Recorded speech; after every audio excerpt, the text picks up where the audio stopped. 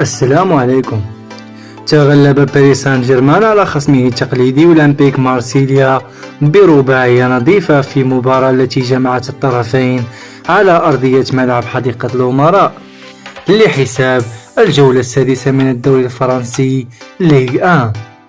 وشهد كلاسيكو فرنسا مشاركة الدوليين المغربيين أشرف حكيمي وعزدين ناحي كأساسيين، بينما بقي أمين حارث في مقاعد بدلاء قبل دخوله في الشوط الثاني.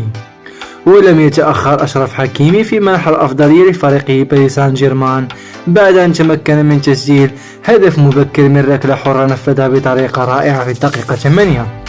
وحسم النادي الباريسي الشوط الأول لصالحه بثنائية نظيفة بعد أن أضاف راندال كولوماني ثاني أهداف فريقه في الدقيقة 37.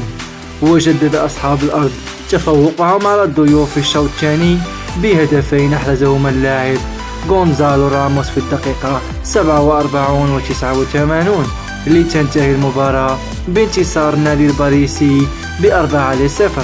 وبهذه النتيجة رفع باريس سان جيرمان رصيده إلى 11 نقطة في المركز الثالث من ترتيب ليغ 1 مقابل تراجع أولمبيك مارسيليا إلى المرتبة السادسة بمجموع 9 نقاط.